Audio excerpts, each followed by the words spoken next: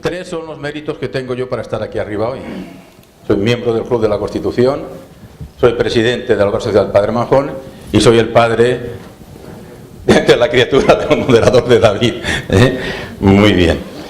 Pediros disculpas porque sé que ha habido un poco de problema con los horarios de interpretación, 7:30, 8, pero en fin, vamos a empezar. También recordaros que después en la página del web queda grabada completamente la conferencia, queda grabada la discusión. Adelante, por favor. Tenemos un poco de horarios. ¿Tiene aquí su sitio, señor fiscal? Muy bien. Bien, hoy vamos a tratar un tema candente de forma especial para nosotros, para el Club de la Constitución, que es la educación. Y vamos a tratar de ver qué es lo que dice la Constitución sobre la educación y cómo lo llevamos adelante. Yo solo quería decir que desde nuestra experiencia en la obra social, nuestro buque insignia, con la idea de don Pedro Manjón, es el colegio. Y estamos conscientes de que en la sociedad hay un peldaño, un primer peldaño, que es precisamente la formación. Nuestros niños y jóvenes, desde los 3 años hasta los 17, son formados. Son, como decía don Pedro, muchachos jóvenes dispuestos a recibir un barniz. Un barniz que bien dado les va a dar ese primer peldaño en el cual se va a afianzar la sociedad. Porque realmente, y lo estamos desgraciadamente comprobando, nuestra sociedad hoy adolece de una serie de criterios claros, de conceptos que hemos de rectificar. El colegio se propone eso continuamente y de ahí haber propuesto esta mesa redonda para hablar de cómo lo vemos, cómo lo hacemos. Ahora nuestro querido presidente hará la presentación de nuestros ponentes. Por favor.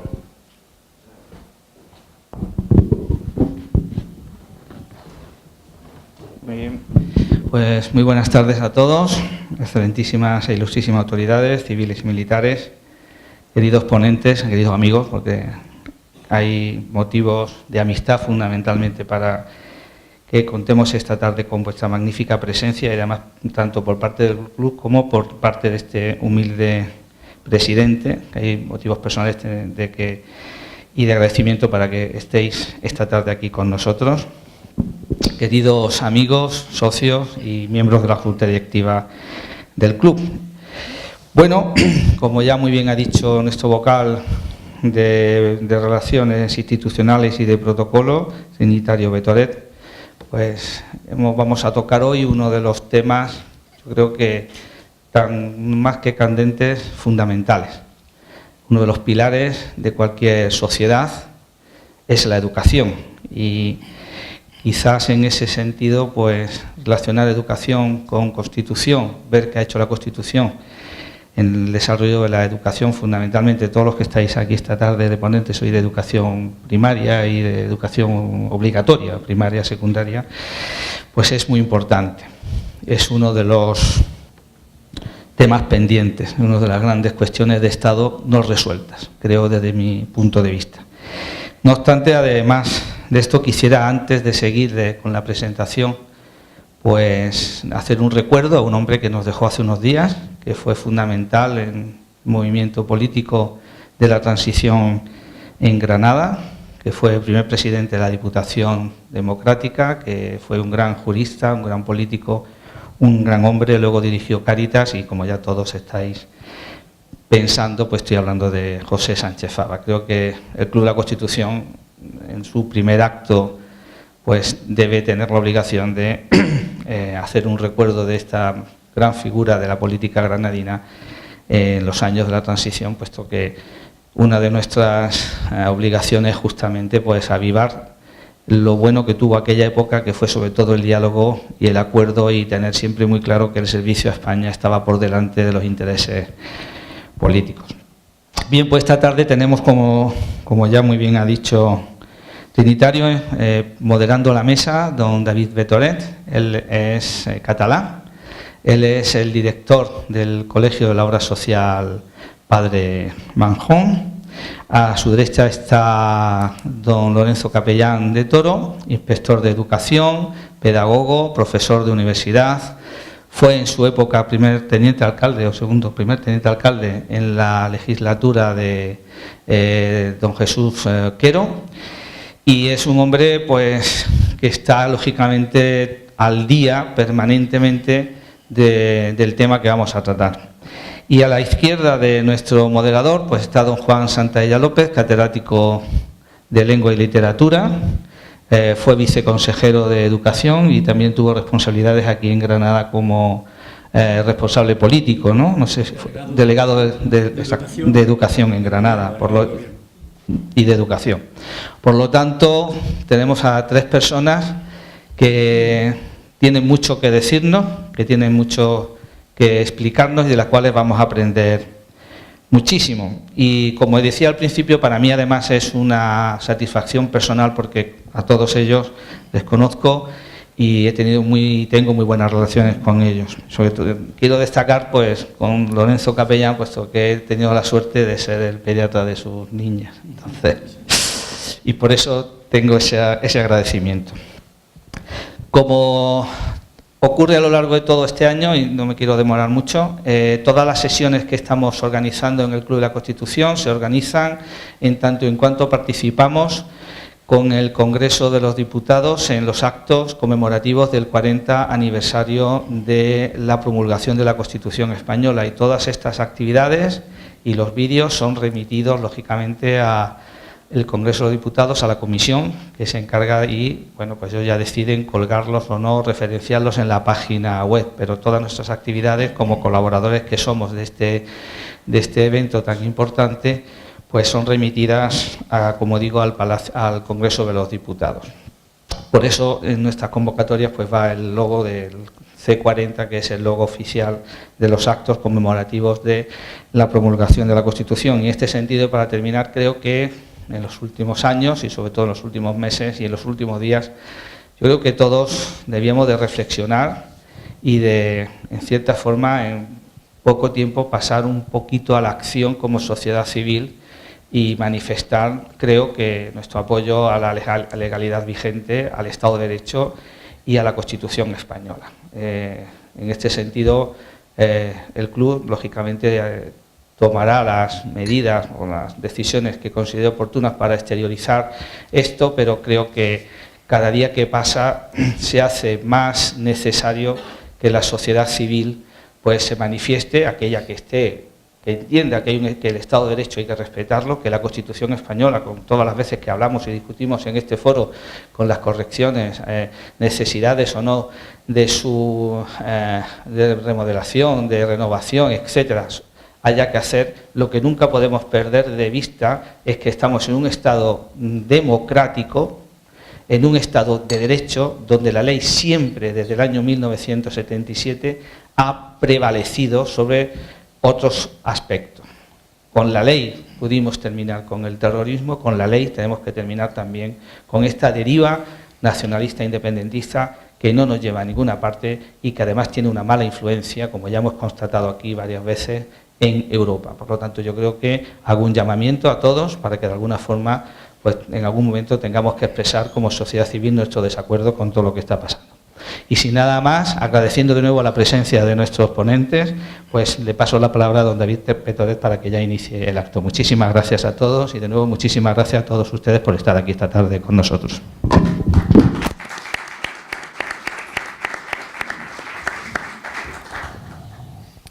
Bueno, Carlos, muchas gracias, presidente. Gracias por lo de catalán también, porque tenemos padre y madre y soy de los que se me olvida poner siempre David Petoret y luego mi madre dice que no tienes madre, niño, ¿esto qué? Así que muchas gracias por hacerlo visible. En primer lugar, dar las gracias al Club de la Constitución por invitarme en este caso a moderar la mesa. He tenido la suerte de poder estar aquí muchas veces presente, pero desde el lado donde están ustedes ahora mismo. Y bueno, pues esto impresiona siempre estar aquí. Y sobre todo impresiona en este caso porque, bueno, el tema para mí apasionante por la vida que llevo, pero apasionante este momento por las dos personas que tengo a derecha e izquierda, ¿no? Yo creo que en Granada, dos de las personas que mejor pueden entender y que mejor pueden dar luz a muchas de las situaciones que actualmente estamos viviendo, no solamente en Granada, sino en el resto de España, pero nosotros que los tenemos cerquita nos vamos a aprovechar ellos dos para esta tarde aprender muchísimo. Yo, por el contrario, lo único que voy a poder aportar, además de moderar, es describir, en cualquier caso, la realidad que ahora mismo los centros educativos estamos viviendo, el día a día del colegio, el día a día con los alumnos, el día a día con las familias y el día a día del profesorado, con todo lo que se tiene que enfrentar, con la dureza que tiene esta profesión y que hoy lo que vamos a intentar, por lo menos por mi parte, es acercarla a todos ustedes. Vamos a empezar. El momento de la mesa va a estar dividido, bueno, pues primero hablará Lorenzo Capellán, inspector de Educación, y luego, acto seguido, hablará don Juan Santaella, también con un acercamiento, yo creo que muy interesante, también a través de la trayectoria y de la experiencia que él va transmitiendo con sus libros.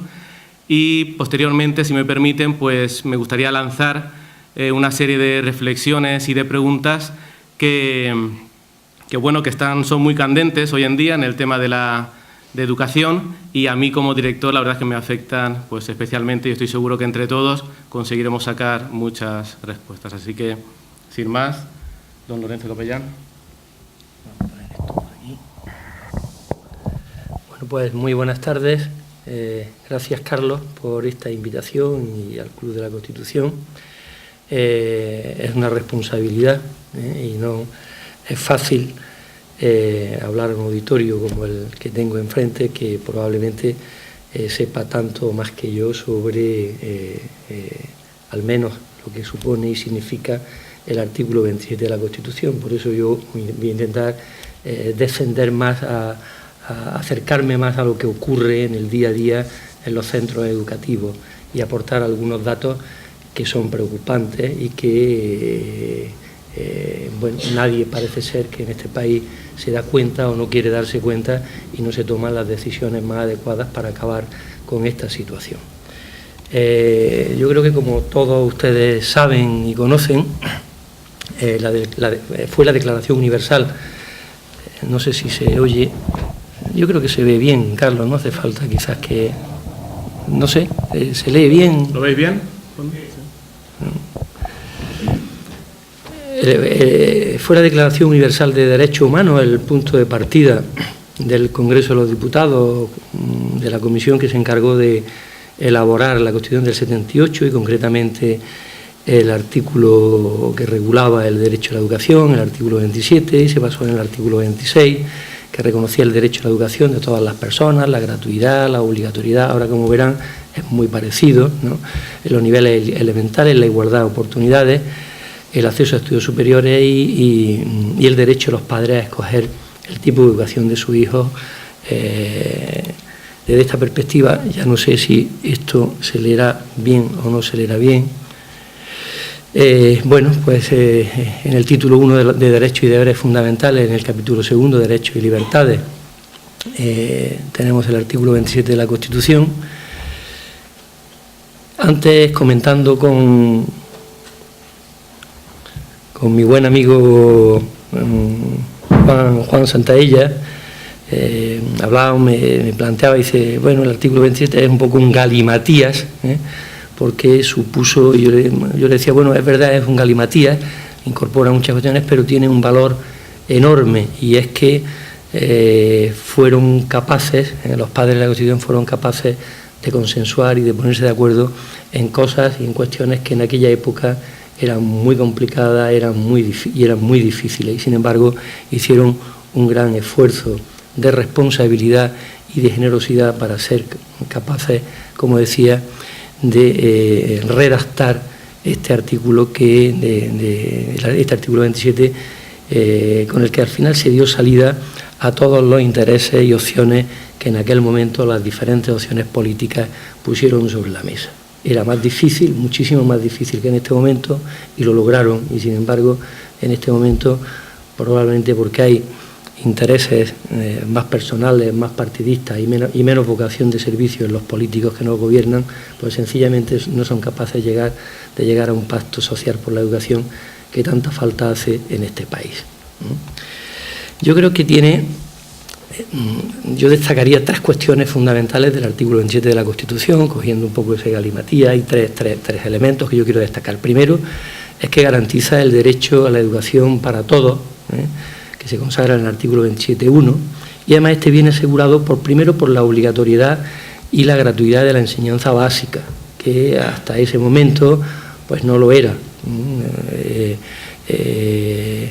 Había una proporción de alumnado, de jóvenes, de chicos y de chicas que sencillamente no asistían a la escuela, y aquello generaba además unas bolsas de analfabetismo enormes. Quiero recordar que en los años 70 la tasa de analfabetismo en este país estaba en torno al 9% de la población total, que eran unos 33 millones de personas, lo que hace pues casi un total de 3 millones de analfabetos en este país en los años 70.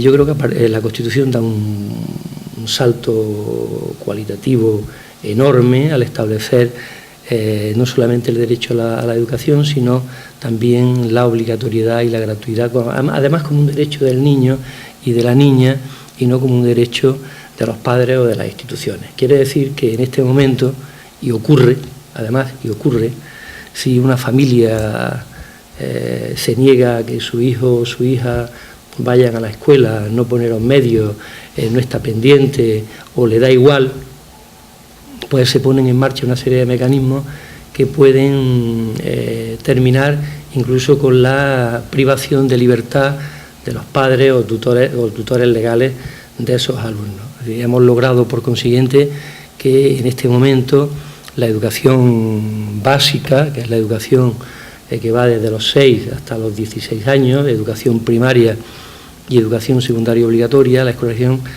se haya universalizado al 100%. Es decir, todos los chavales, chicos y chicas de entre 6 y 16 años están en el sistema educativo, y además es gratuito. Se garantiza también por la obligación de los poderes públicos a garantizar ese puesto escolar gratuito y a remover cuantos obstáculos sean precisos y necesarios. Yo creo que mucha gente desconoce los esfuerzos que en este sentido muchas veces hacen las administraciones educativas. Hoy ningún niño, ninguna niña, por muy difícil que sea su situación personal en cuanto a sus propias características, aun teniendo cualquier tipo de discapacidad, viviendo en territorios complejos donde probablemente es difícil desplazarse, etcétera, etcétera, esos niños tienen derecho a un puesto escolar, y el Estado, las instituciones educativas tienen la obligación, y así lo hacen, de remover cuantos obstáculos sean precisos para que ese alumno vaya a la escuela. En este momento tenemos taxis que están trasladando a niños y a niñas que viven en zonas alejadas de núcleos de población, que viven en cortijos, donde un transporte escolar es difícil que llegue, y va un taxi, recoge al niño, recoge a la niña, lo trae, tiene su comedor escolar, y si necesita una residencia también, y de manera absolutamente gratuita.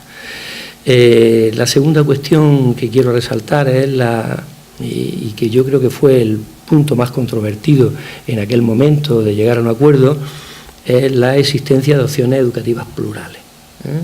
Y esto se garantiza en primer lugar con el artículo 27.1, la libertad de enseñanza, junto con el derecho de los padres a elegir la formación religiosa y moral que consideren más adecuada para su hijo, recogida en el artículo 27.3, y la libertad de creación de centros sostenidos con fondos públicos a personas físicas y jurídicas, que se consagra en el artículo 27.6.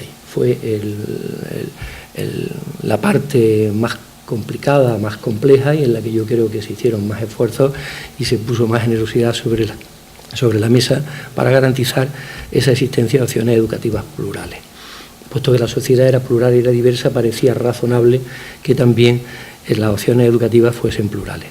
Y por otro lado, la Constitución establece, y también me parece fundamental e importante, los canales precisos y necesarios para preservar la calidad de los centros a través de los servicios de inspección y de la homologación del sistema educativo.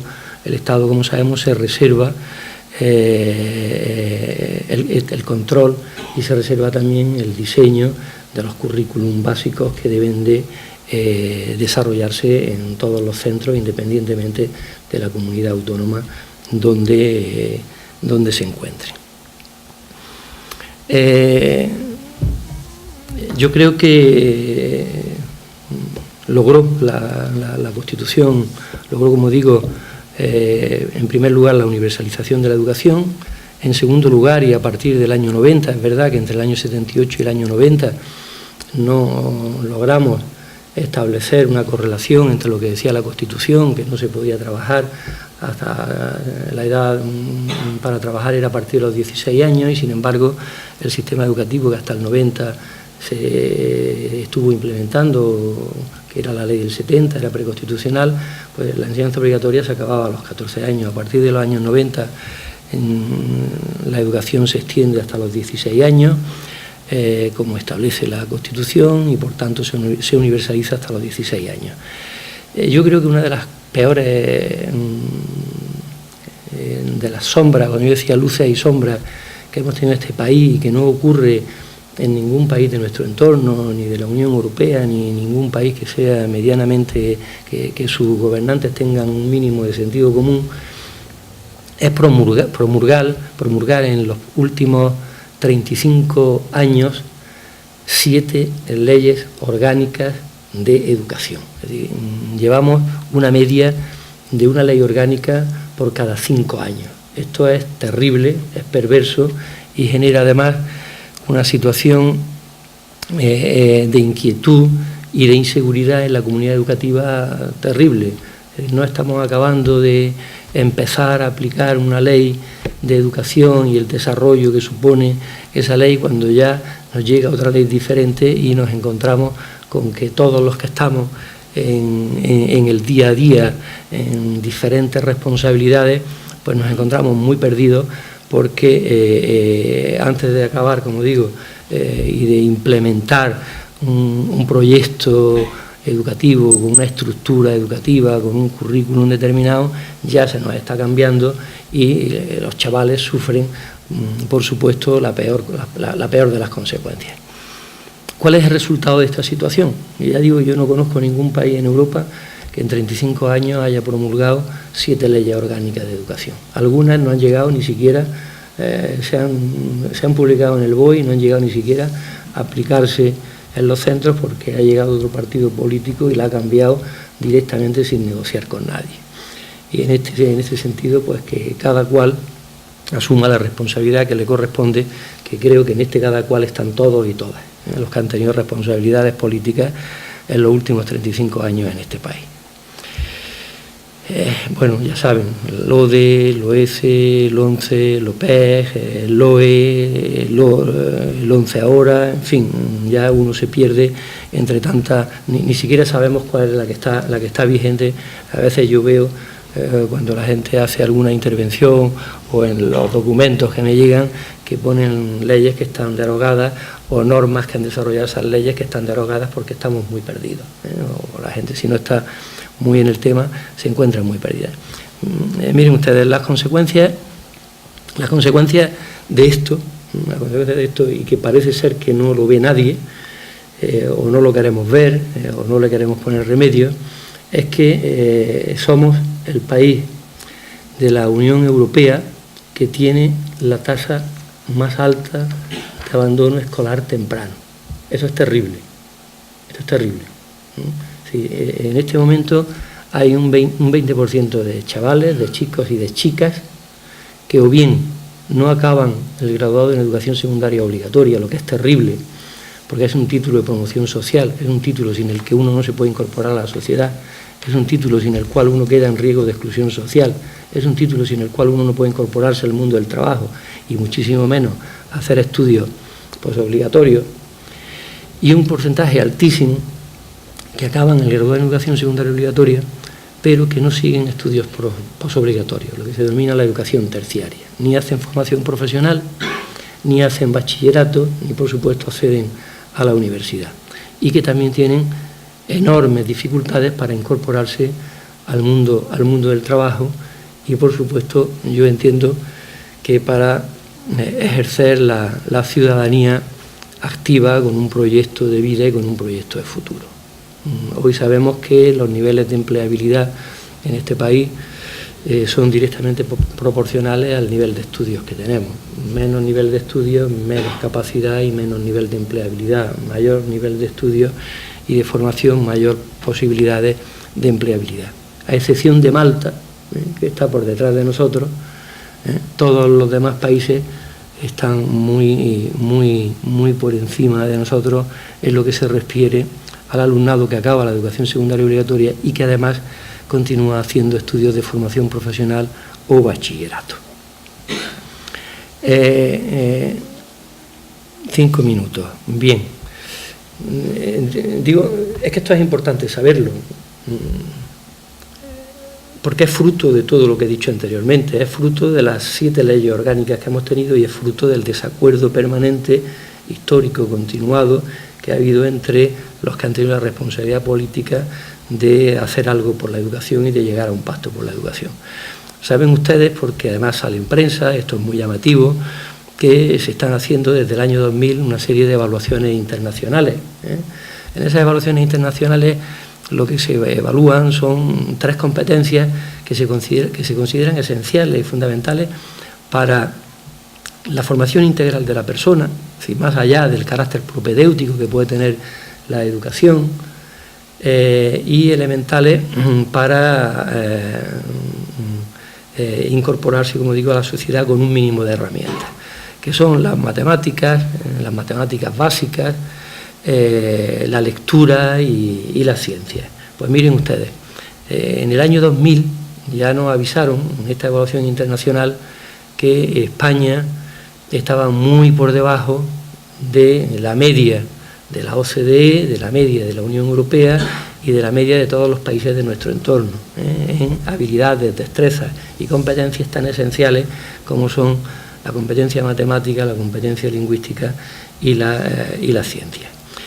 Seguimos estando, es decir, la última evaluación PISA se hizo en el 2015, ahora en el 2018 se está volviendo a hacer, se van a pasar las pruebas en los centros de la muestra que se han determinado, y desde el año 2000 al año 2015 hemos evolucionado muy poco, seguimos estando prácticamente casi en los mismos niveles que estábamos en el año 2000.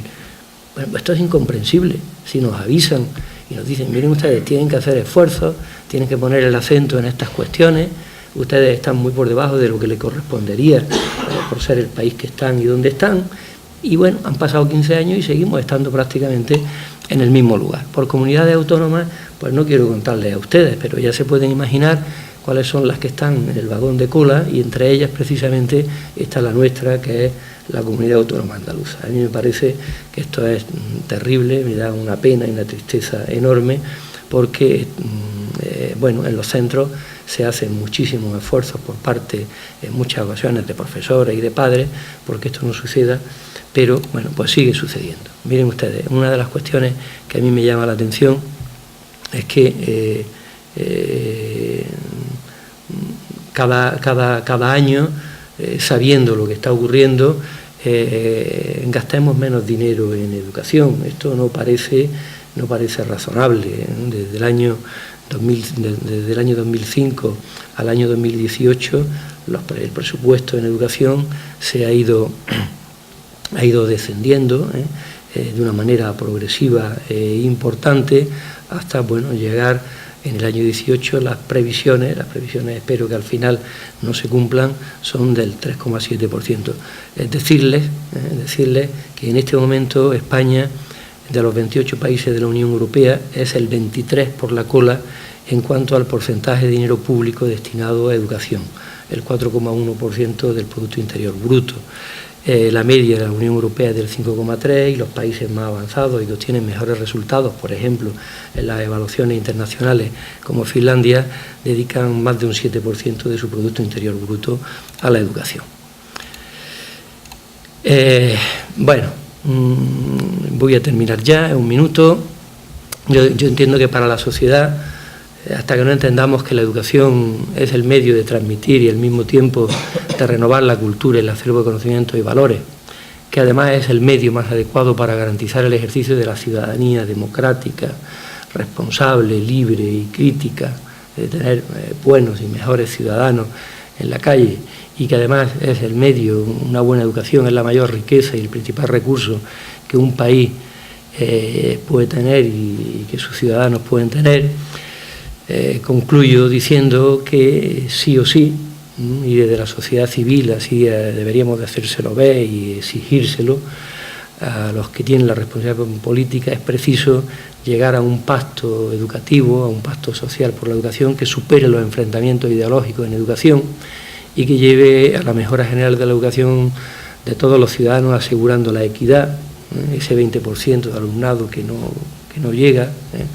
a través de la garantía del derecho a la educación, con una oferta gratuita de puestos escolares, y que mantenga en definitiva viva la voluntad de consenso recogida en la Constitución, en los padres de la Constitución que fueron capaces, que yo creo que hay que seguir su ejemplo, de llegar a un acuerdo y hacer de la educación, que la educación sea uno de los motores fundamentales de avance en la sociedad de España. Como ahora está de moda acabar con frasecitas y tal, pues yo voy a acabar con una de Pitágoras que decía: educar a los niños y no será necesario castigar a los hombres. Muchas gracias.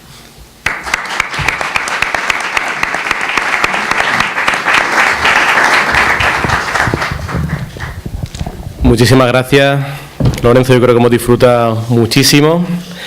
Y bueno, dentro de todas las cosas que decías, sí que es que no quiero que se me olvide. Entonces, hacías una mención a que el sistema educativo español cuida tanto de que todos vayan al cole que hasta si hace falta pone taxis de un sitio a otro. Y eso me ha hecho recordar, está aquí presente y para mí es un orgullo que lo esté, el director, para mí director emérito para toda la vida del Colegio Padre Manjón, don Eulogio García Romerán, está por aquí.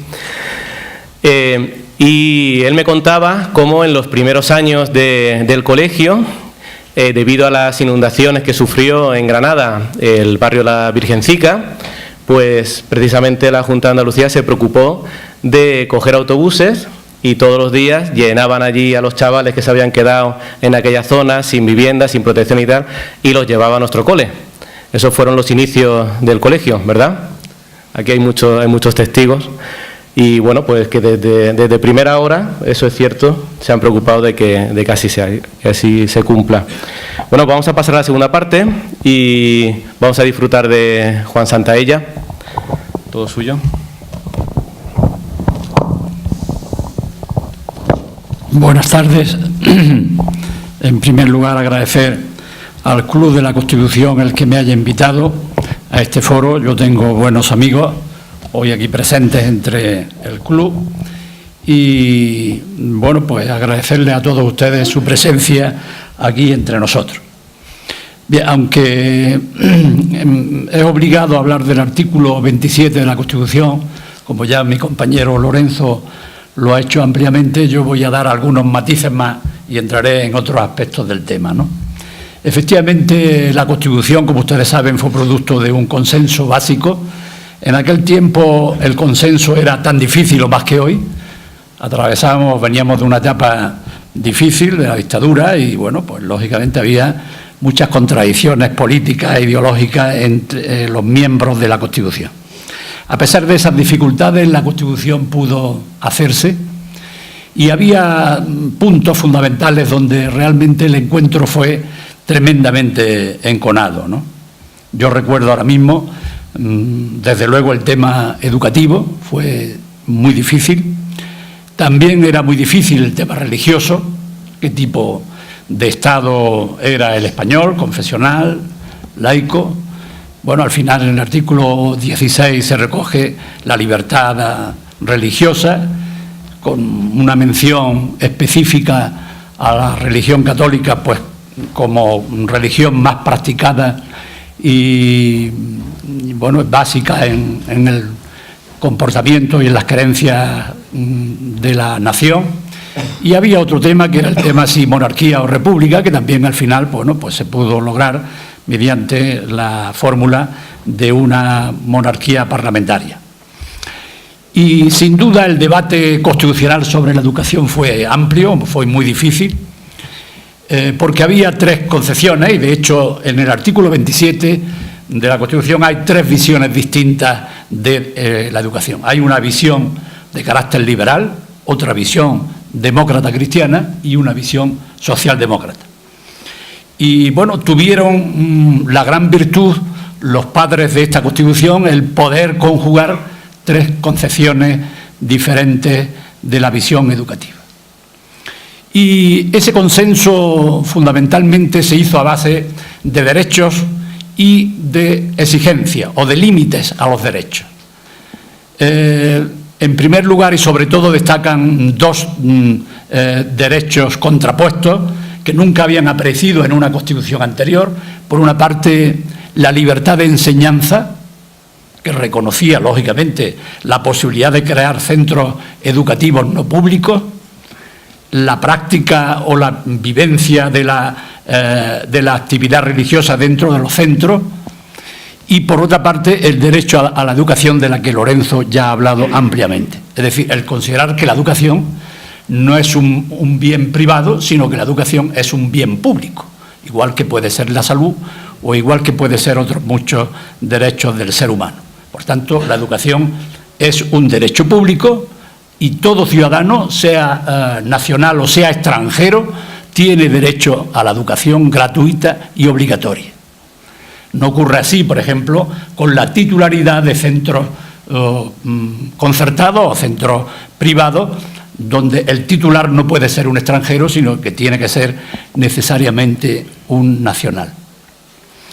Bien, pues lógicamente las dificultades que conllevaron la creación de ese artículo 27, lógicamente se han llevado, han originado después toda esa serie de leyes, las 7 de que hablaba Lorenzo anteriormente. Y esas 7 leyes, pues lógicamente son producto de una falta de consenso que en su momento hubo y que después no ha habido, y que bueno, cuando ha llegado estuvo la OCDE y creó su propia ley, después vino el Partido Socialista y creó sus leyes, vino el Partido Popular y creó la suya, y bueno, pues esto es producto del tránsito de los políticos por la vida política nacional, ¿no? Bueno, lamentable, como él decía, pero es lógicamente la huella del paso de grupos políticos diferentes, ¿no? Tan enconado ha estado muchas veces el tema educativo que cuando se ha aprobado una ley, lógicamente los otros, la oposición, no la ha aceptado y por tanto aquí ha jugado un papel importante en la clarificación del artículo 27, tanto el Tribunal Supremo como el Tribunal Constitucional. De tal manera que si nosotros nos vamos a la LOECE, la primera ley que publicó la UCD, pues lógicamente a continuación, en el año 81, aparece una sentencia del Tribunal Constitucional. Si nos vamos al año 85, que aparece la LODE, que es una ley socialista, pues hay que ir a la sentencia del Tribunal Constitucional del año 85. Y algo parecido ocurre en leyes posteriores, ¿no? Por tanto, la educación en España es la historia de un tejer y destejer permanentemente, ¿no? La historia de una ley inacabada, porque nunca se ha logrado el consenso de todo. Gabilondo en el año 2010 estuvo a punto de lograrlo y parecía que hasta última hora todos los grupos políticos estuvieron a punto de aceptarlo, pero también dejó de fraguarse ese acuerdo necesario, ¿no? Bien, tan poco consistente aparece el artículo 27 que incluso los propios padres de la Constitución ya sospechaban pues que aquello iba a tener un futuro complejo, ¿no? Herrero de Miñón decía que lo que habían hecho era aplazar la solución porque no se había resuelto, ni mucho menos, y un preboste socialista como Gómez Llorente decía que esa ley o que ese artículo de la ley, el artículo 27, no recogía la filosofía socialista. Bien, si nosotros nos fijamos en ese artículo 27, yo voy a centrarme en algunos puntos concretos para no, sin ni mucho menos intentar agotarlo, ¿no? Destacaría en primer lugar el artículo 27.1.1, que es el derecho a la educación. Derecho a la educación, ya lo decíamos, lo decía antes mi compañero, lo digo yo ahora, el derecho a la educación para todos, lógicamente referido a la educación obligatoria, es decir, cada alumno tiene derecho a un puesto escolar obligatorio, que en este caso va desde los 6 hasta, bueno, en este momento también de 3 a 6 se está logrando prácticamente la gratuidad, pero lo que realmente es gratuito y se exige como tal gratuidad de los 6 hasta los 18 años prácticamente. Él decía 17, pero sí, la secundaria se termina con 16, pero como se permiten 2 años de repetición, pues nos metemos prácticamente en los 18, ¿no? Por tanto, en esa edad es necesario, es obligatorio un puesto escolar gratuito. En segundo lugar, los padres, lo decía él también, tienen derecho a elegir la formación religiosa y moral que creen necesario para sus hijos. Bien, eso lógicamente conlleva el derecho del padre a elegir religión o la alternativa o no religión a lo que el padre elija, ¿no? Y por tanto los centros educativos tienen que adaptarse a esa exigencia paterna. En el caso de los centros privados, lógicamente eso no es posible, porque claro, si un padre elige un centro privado, sea concertado o no, lógicamente sabe que en el ideario del centro, normalmente, salvo que no sea un centro religioso, pues lógicamente viene un ideario religioso y por tanto el padre tiene que aceptar el ideario. Donde sí puede elegir el padre previamente a su elección de colegio es cuando el niño ingresa en un centro público. Ahí sí, lógicamente puede el padre elegir entre religión o no religión.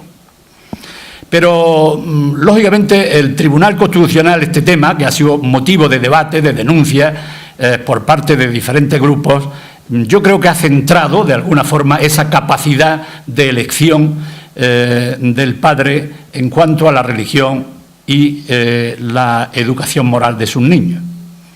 Porque ese artículo 27.3, lógicamente tiene que estar también supeditado al artículo 27.2, que dice que la educación, lógicamente, pretende el pleno desarrollo de la personalidad del alumno, basándose en los principios democráticos de convivencia y en los derechos y deberes fundamentales.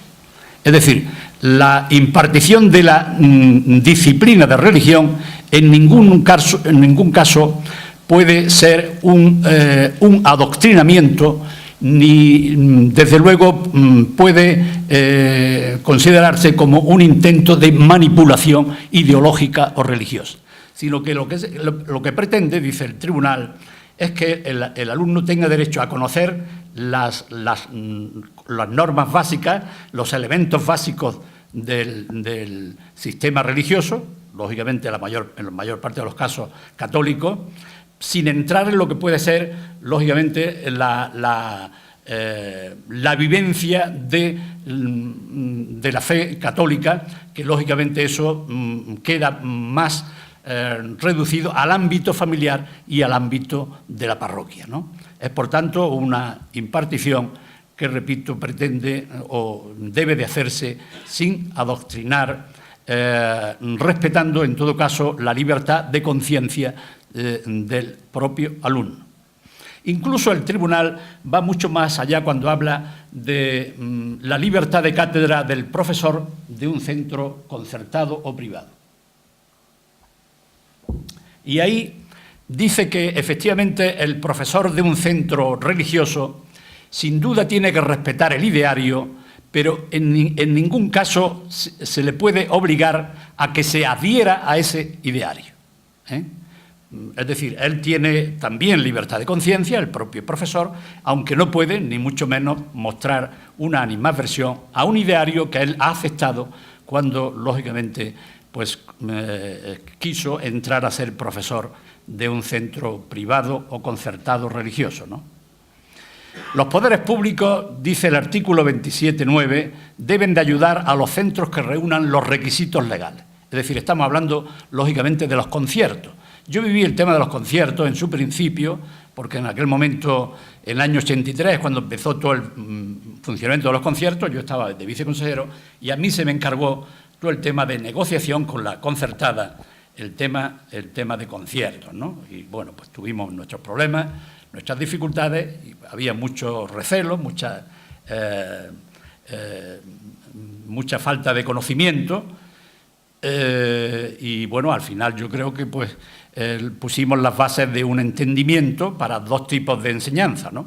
Una enseñanza pública y una enseñanza que tienen rasgos de la enseñanza pública, en cuanto que lógicamente se somete también lógicamente al control y a la alta inspección, pero además también al control y a la gestión de padres, profesores y alumnos. Es decir, por tanto, tiene muchos rasgos de la enseñanza pública, pero lógicamente tiene también rasgos de un tipo de enseñanza distinto por sus características religiosas y lógicamente por su propio ideario, ¿no?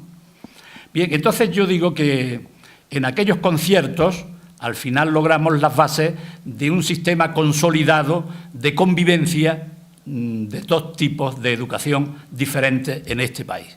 Bien recogidos en las normas, aceptados yo creo, y lógicamente con pleno respeto por ambas partes, ¿no?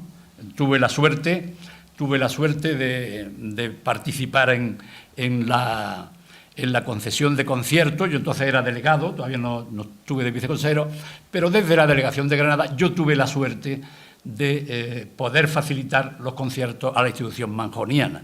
¿Por qué? Pues porque entendía, y lo entiendo hoy, la gran labor social que la institución manjoniana estaba prestando a la sociedad granadina. Y sin duda, hoy cuando queremos mirar objetivamente la educación, tenemos que saber que hay muchos centros concertados que prestan a la sociedad un trabajo, una labor social tremendamente importante, algunos incluso más que muchos centros públicos, ¿no? Por tanto, las cosas hay que medirlas en sus justos términos y además con absoluta equidad, ¿no? Bueno, en cuanto al tema de los conciertos, tiene que quedar claro también pues, dos derechos que hay. Unos del Estado. El Estado no tiene obligación de conceder conciertos a un centro educativo, pero tampoco un centro educativo tiene la necesidad de que le den un concierto si no quiere.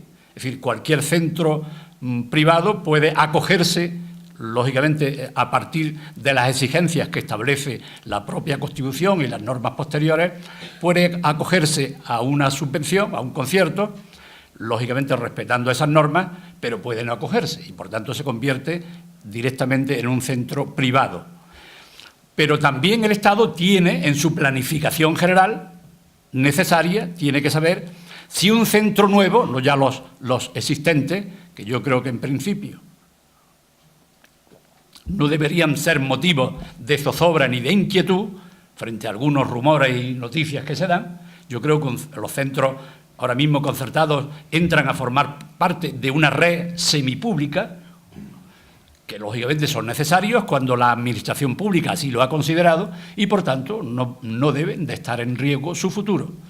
Sin embargo, en cuanto a centros nuevos, lógicamente la administración educativa tendrá que hacer una planificación necesaria para hacer frente, lógicamente, a las nuevas necesidades. Y en ese caso, lógicamente, partiendo de la base de que la enseñanza pública ocupa un papel fundamental en cuanto que es una exigencia básica del Estado.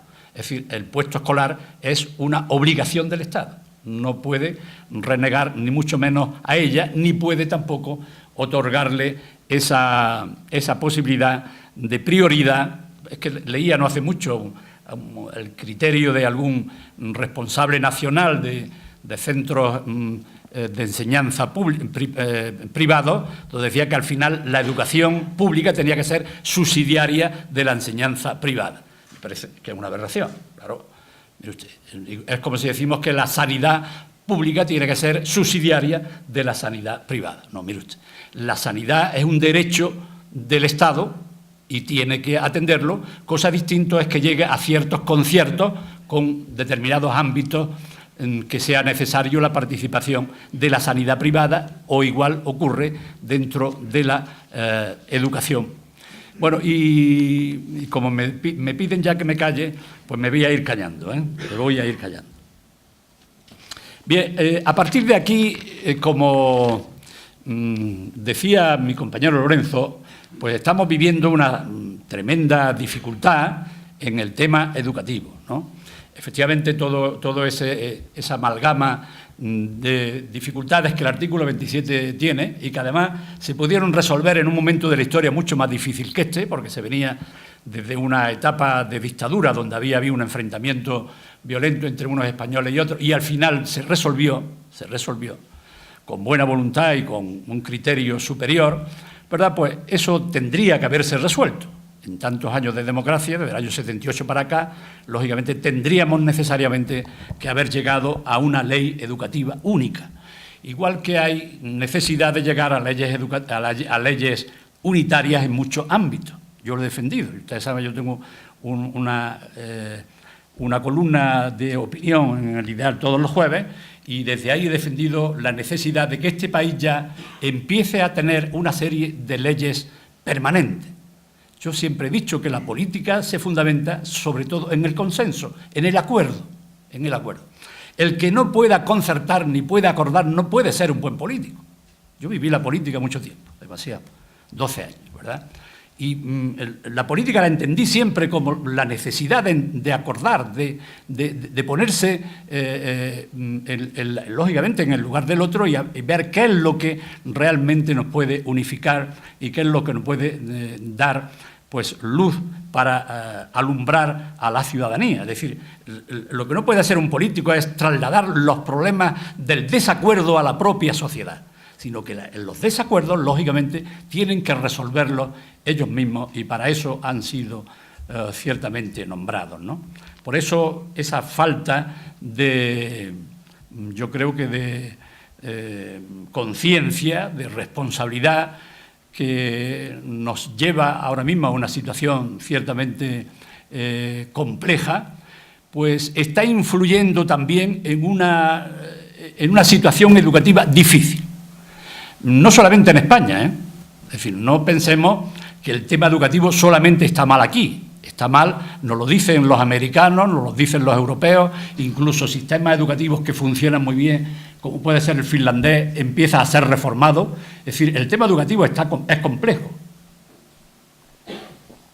Fijaros que nos estamos moviendo en un mundo muy cambiante, en un mundo difícil, donde la modernidad, que significaba la seguridad, la existencia de unas normas, de unos criterios y de unas convicciones en el ser humano empiezan a ser transformadas. Estamos ante una nueva sociedad, la posmodernidad, que conlleva valores diferentes. Eso lo ve uno cuando ve a gente más joven, tienen otra visión del mundo y, por tanto, estamos en una escuela complicada. La escuela está complicada. Pero, lógicamente, si además de la complejidad que conlleva el cambio de la historia, metemos también el desacuerdo interno que los políticos educativos tienen, la situación se complica bastante más, ¿no? Y es lo que está ocurriendo, Yo creo que, como decía Fuyan, un teórico de la educación, hoy en día los alumnos se sienten aburridos en las clases y los profesores frustrados. Y según la OCDE, solo un 40% de los alumnos, y no me estoy refiriendo solamente a España, eso lo dice la OCDE a nivel mundial, solamente un 40% de alumnos de secundaria se sienten motivados en la escuela. Es decir, el tema es complejo, porque los sistemas educativos empiezan a estar agotados. Y lo que era la clase tradicional, lo que era la lección magistral, etcétera, ya no sirve. Dicen los teóricos, los críticos, que un alumno, estamos hablando de secundaria, no estamos hablando de universidad, ¿verdad? Estamos hablando de secundaria, de lo que es la columna vertebral de la formación de un alumno. Un alumno que recibe permanentemente una clase magistral, atiende a ella menos, o su inteligencia se pone en marcha menos que cuando está dormido, dice. Es decir, no pasa olímpicamente de lo que le dicen. ¿Por qué? Porque necesita un tipo de pedagogía nueva, mucho más dinámica, mucho más activa. Y si me permite, solamente voy a contar una historia de un profesor que Piaget lo pone como ejemplo, y este hombre lo habían citado mucho, Y entonces Piaget quiso ir. Piaget fue un teórico de los más importantes de la educación. Y quiso ir a ver, a conocer. Aquel hombre se dio cuenta de que este hombre organizaba la clase de forma distinta a como se organiza tradicionalmente. Los alumnos tenían una responsabilidad tremenda dentro de la clase, les había repartido las actividades, ellos se dedicaban a los temas culturales, a los temas disciplinarios, a los temas de gestión, etcétera, etcétera. Todo lo hacían los alumnos. Los quería tremendamente, que es otro elemento que quizás en la educación hemos olvidado. El cariño del profesor. No puede haber un buen profesor que no ame a sus niños. Un profesor que sabe muchas matemáticas, mucha historia, mucha lengua, si no quiere a los niños no es un buen profesor, sobre todo en los niveles básicos de la enseñanza, en primaria y en secundaria, ¿verdad? El profesor tiene, lógicamente, que abrir nuevos campos educativos y, desde luego, la educación no se puede entender tampoco sin lo que es la influencia de la sociedad en la educación y sin lo que es la familia en la educación. Pero claro, esto conllevaría por un libro que yo acabo de escribir ahora, ¿no? Por ejemplo. Vale. Gracias.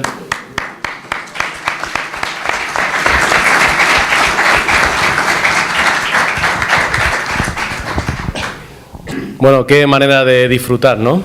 Yo, por lo menos, tengo que agradecer otra vez a mi padre y a Carlos que me invitaran a estar aquí y a su vez a invitar a los dos compañeros que están aquí con nosotros, y porque esto es, bueno, en fin, no sé, yo podría estar todo el día escuchando y aprendiendo y reflexionando junto a ellos, ¿verdad? Porque es, en fin, ni una palabra de desperdicio. Me vais a permitir, ¿vale?, que bueno, me toca moderar, pero a mí me han dicho que hable también, así que voy a aprovechar este momento para simplemente, bueno, ya ha hablado muchísimo tanto Lorenzo como Juan sobre el tema de la situación actual, ¿no? De todas maneras, quiero por lo menos apuntar una de las cosas que decía Juan, y tiene que ver mucho con este último que decía, o un poquito antes de empezar esta última reflexión, el tema de la política, ¿no? El tema de que la importancia de los políticos tiene que estar en la necesidad de acordar, ¿no? De ayudar a que de verdad los ciudadanos estemos más tranquilos, más relajados, más seguros, y todo eso se consigue con acuerdos, no se consigue cambiando constantemente a fuerza de palo, ¿no? Se consigue pues hablando, dialogando y al final todo el mundo cediendo un poquito, que es lo que tenemos que hacer.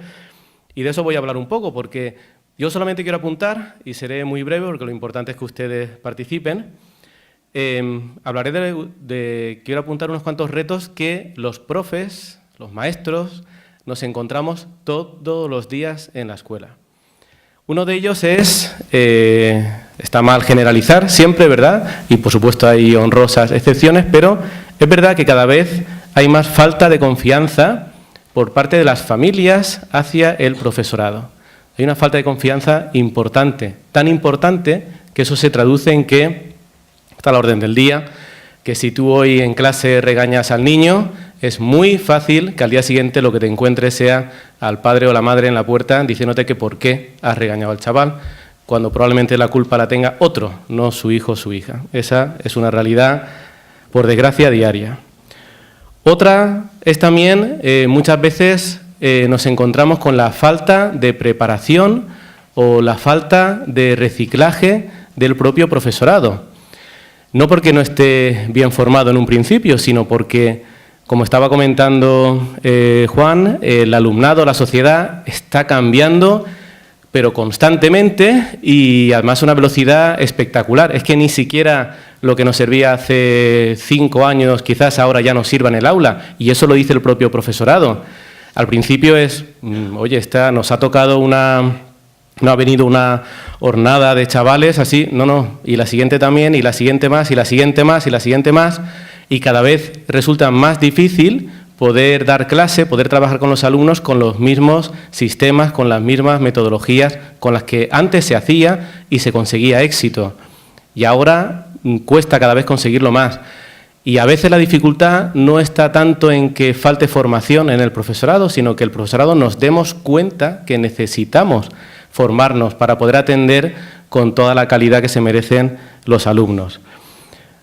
Y otra historia, por supuesto, son el propio alumnado. Es cierto, todo lo que estamos diciendo. El alumnado de hoy, lo primero es que no percibe la figura de autoridad. Primero es que en muchos casos no la percibe ni en su casa, con lo cual cuando llega al colegio, el otro día escuchábamos una frase de un niño que le decía al maestro: si no le hago caso a mi madre, ¿cómo quieres que te lo haga a ti? Te quedas, pues, como ustedes comprenderán, pasmado. Claro, si eso llega a ocurrir en un aula de secundaria, está claro, ¿no? Algo está fallando, algo está haciendo aguas por ahí. Otra es la realidad de los niños ya nativos digitales, es decir, chavales que están acostumbrados a una velocidad de interacción brutal. Quieren la respuesta inmediata, quieren la comunicación inmediata y si no la consiguen, la frustración que se les viene encima es exagerada. ¿Qué está ocurriendo en general? Pues en general está ocurriendo que la sociedad cambia y los niños cambian y las familias cambian y los modelos de familias y los valores a una velocidad abismal y sin embargo la escuela no sigue el ritmo, no diré de cambio, diré de crear. Fijaros, me decían, no hables de la palabra adaptación, porque eso puede significar como que, bueno, lo estamos haciendo muy mal y hay... No. Vamos a, más que adaptarse, vamos a crear, vamos a ofrecer entornos donde los chavales se encuentren a gusto, donde se encuentren bien, donde las familias quieran otra vez confiar en nosotros. Y bueno, ahí es donde yo un poco pongo el acento, ¿no? ¿Quién tiene que romper la baraja? ¿Tiene que ser la familia el que tiene que darse cuenta que tiene que tener más confianza con los colegios, con los profes y demás? Tienen que ser los alumnos, que ellos por sí mismos se van a dar cuenta y van a pedir, maestro, dame las clases de una manera un poco más activa, que es que me aburro, ¿no? Como decía Juan. O tienen que ser los profesionales de la educación a los que se nos paga por estar ahí todos los días y por ser capaces de ofrecer, como digo, unos entornos para los niños educativos donde quieran venir al cole, quieran venir a disfrutar del colegio, entendiendo que su realidad, su situación fuera del colegio es muy diferente a la que nosotros les estamos ofreciendo. Todo eso es complejo, todo eso es muy difícil, pero nuestro centro, con todo el profesorado al frente, y estoy seguro y sé que muchísimos centros también, y sé que muchos miembros de la Inspección Educativa también, creemos que sí, que tenemos que ser los profesionales de la educación los primeros que tenemos que dar un paso al frente y romper ya esa situación en la que no hay puentes entre la familia, el alumnado y la escuela. Esa parte creemos que tenemos que dar un paso, como digo, al frente. Pero a mí me gustaría que dicho esto, nuestra pequeña reflexión, sirve tan un poco de desahogo, permítanme, bueno, pues que ahora sean ustedes los que tienen la palabra. Así que si se animan, por favor, estaremos encantados de responder. Mientras que se animan... Ah, no, sí, ya parece que se animan.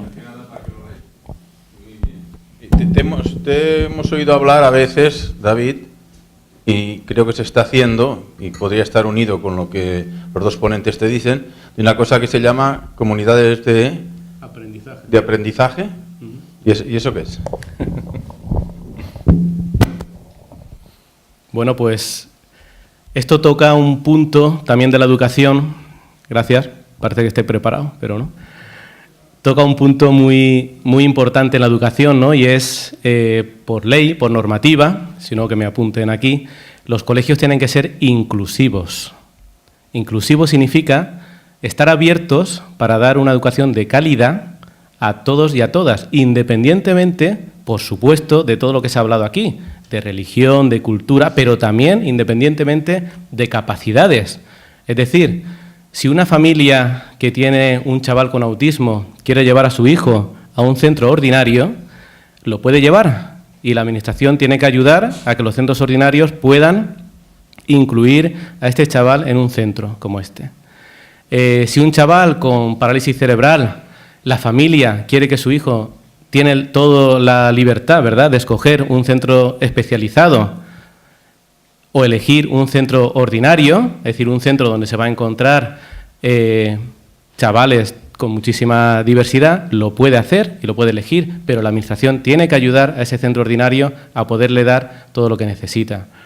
Bien, pongo estos ejemplos como casos extremos, pero en realidad aquí de lo que estamos hablando con el tema de la inclusión es que los coles tenemos que hacer el esfuerzo de que cada vez que aparezca una familia que pide estar en ese centro y que su hijo o su hija tiene una diversidad funcional de cualquier tipo, que seamos capaces de echarnos para adelante y de buscar soluciones para poder atender con calidad. En ese sentido, las comunidades de aprendizaje que comentaba Trinitario, mi padre, lo que intenta es que los colegios se transformen, que los colegios sean capaces, a través de todos los recursos que tienen y contando, fundamental, con toda la comunidad educativa, y eso significa las familias y todo el entorno, en nuestro caso la universidad, por la cercanía que tiene, ser capaces de atender todos los casos que nos lleguen. Eso es lo que intenta comunidad y eso es lo que intentamos desde el centro. Eso es un berenjenal, para entendernos, porque eso significa que, bueno, pues esto es como los toreros, ¿vale? Que nos echemos para adelante y que bueno, pidamos ayuda allí donde tengamos que pedirla, pero de verdad que no cerremos las puertas, porque es una de las críticas que muchas veces se le hace, ¿verdad?, a la escuela concertada, que a veces intenta cerrar puertas a cierta población o ciertos chavales con cierta diversidad funcional, como digo, y bueno, creo que eso sí que está totalmente en contra de ley, normativa y Constitución. Así que yo creo que Comunidad de Aprendizaje es todo un ejemplo de apertura, de reconciliación y, como decía antes Juan, de cumplir una labor social, ¿vale? Quizá esta sea nuestra suerte, que al ser un colegio que crece y nace de una obra social, nuestra misión es totalmente social y yo creo que por eso tenemos este sistema. Buenas tardes. Muchas gracias a los ponentes. Soy el coronel García Almenta, pero voy a hablar más como padre que como mi función de militar y por el cargo que tengo. He tenido el privilegio de tener dos experiencias familiares en el extranjero, en vivencia en Estados Unidos y vivencia en Turquía, dos países muy diferentes en los que mis hijos atendieron colegio público en Estados Unidos, colegio privado en Turquía. En ambos comenzaban el día los niños teniendo un pequeño acto en el cual honraban a la bandera y honraban a su país con un reconocimiento hacia la Constitución y hacia las instituciones. Es algo que todos somos conscientes que los niños en España no viven hoy en día. Yo voy a hacer una pequeña reflexión y una pregunta. Quizá en esta primera transición que hemos tenido ha habido una dificultad de encontrar unos valores generales para todos. La educación, que no se ha hablado mucho aquí, pues no es igual en las distintas comunidades autónomas y quizá yo echo de menos pues que esos valores pudiera haber pues un catálogo, ¿no? ¿Qué son valores para un español? Es la unidad de España está en solfa ahora, ¿no? Eso quizá no sea un valor general, pero bueno, yo creo que sería bueno tener pues ese catálogo. Es difícil cuando a un militar como a mí, hace 2 días en un medio de comunicación, me dicen que tenemos que vender más el producto. Y la pregunta es, las Fuerzas Armadas, la seguridad y la defensa, ¿es algo que tengan que venderlo los militares o es algo que tienen que vivir los niños desde pequeños? Cultura de defensa, etcétera. Pues mi pregunta es básicamente pues para la mesa esa, ¿no? Que cómo poder pues alinear un poco, volver a una educación en valores con la dificultad de que ahora mismo pues cada comunidad autónoma tiene una decisión y quizá pues falte pues un eje pues que nos una a todos, ¿no? Bueno, yo siempre he dicho, y claro, lo que pasa es que aquí el moderador nos ha dado tan poco tiempo que no hemos tenido, ¿no? Pero efectivamente la educación, si no tiene valores, no es educación. Yo siempre he dicho que una educación de calidad es una educación en valores. Yo hice además mi tesis doctoral sobre eso, educación en valores. Y claro, uno de los valores fundamentales es lo que usted dice, ¿no? Es decir, el respeto a los principios fundamentales que hay en un país, que en este caso vienen recogidos en la Constitución, es decir, no hay que inventarse nada. Están en la Constitución, son esos valores que están recogidos además de los derechos humanos fundamentales, lógicamente los hemos traspasado muchos de ellos a la Constitución. Por tanto, pues decir, bueno, ¿qué valores? Mire usted, si es que los valores no hay que inventarlos, están en la Constitución. Claro. Pues mire usted, pues todos los valores que hay, la libertad de expresión, la libertad de reunión, la libertad de comunicación, de respeto, la dignidad del ser humano. Hay tantísimos valores que nos permiten realmente crecer en humanidad. Claro que podemos hacer de un niño, yo lo digo, en la escuela y sobre todo en la familia, un monstruo, o lo podemos hacer un ser perfecto. ¿Claro? Porque si yo al niño le enseño cómo se ama, cómo se trata al ser humano, cómo se puede dialogar, cómo se puede perdonar, etcétera, estoy haciendo un ser humano. Pero si yo lo enseño a odiar, lo enseño a desconfiar, lo enseño a ser malvado, lógicamente estoy haciendo un monstruo, ¿verdad? Entonces, eso que usted dice de diferentes comunidades, pues creo que efectivamente se nos ha ido de las manos el que en determinadas comunidades valores básicos de la convivencia no se han respetado ni se han exigido, sino que se han cultivado valores que van en contra de la convivencia. Y entonces yo me pregunto, como usted se preguntará, y los aquí presentes, ¿qué ha pasado en las autoridades políticas que han permitido el que esos contravalores sean los que hayan prevalecido? ¿Dónde estaba la alta inspección del Estado? ¿Qué es lo que ha pasado para que en los currículum se introduzcan una serie de concepciones de la historia que eran falsas? ¿Por qué los principios filosóficos que se impartían en determinadas comunidades autónomas no respetaban la autenticidad y la humanidad? Digo yo. Claro, pues mire usted lo sabe como yo. ¿Qué ha pasado? Pues que tenían votos necesarios para poder gobernar desde Madrid, unos y otros. Claro. Y cuando el voto es fundamental para gobernar al margen de lo que estaba pasando, pues pasa lo que está pasando ahora. Claro. Y todo eso se sabía, ¿eh? Todo eso se sabía. Claro que se sabía. Lo que pasa que era cómodo pues mirar para otro lado y silbar, ¿no? Pero estaba pasando. Y las escuelas no eran un centro de formación humanística y de comprensión y de tolerancia hacia el ser humano, sino de intolerancia y de odio hacia lo español. Y se ha dado sobre todo en el País Vasco y en Cataluña, claro. Y por eso terminó el País Vasco como terminó, con el tema de la ETA, y por eso tenemos a Cataluña como la tenemos. Claro. Entonces, bueno, habrá que hacer pues todo un propósito de la enmienda y una crítica severa para que esto pues empecemos a corregirlo, ¿no? Empecemos a corregirlo. Y yo creo que hay el problema de los currículum, yo creo que hay determinadas disciplinas, sobre todo humanísticas, no se puede permitir que los currículums se adulteren y se manipulen. Y además lo dice la propia Academia de la Historia. Mire usted, los currículums del País Vasco y de Cataluña se han adulterado. Claro, y se sabía que estaban adulterados y no se ha hecho nada. ¿Quiere comentar también? Sí. Está claro, comparto al 100% lo que acaba de decir Juan. Él ha hablado fundamentalmente, todos sabíamos, luego al final lo ha dicho, que estaba hablando de Cataluña y del País Vasco, pero yo quiero hablar del conjunto del Estado.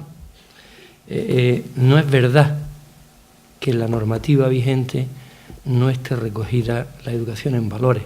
No solamente no es verdad, sino que en todo el desarrollo que se hace del artículo 27 de la Constitución, empezando por la LODE, la Ley Orgánica del Derecho a la Educación, que es del año 85, y la actual ley vigente, porque la LODE sigue vigente, la LOE de 2006, modificada por la LONCE en 2013, primero, el preámbulo de la LOE LONCE no tiene desperdicio y dice, insiste y reitera hasta la saciedad la importancia de educar en valores.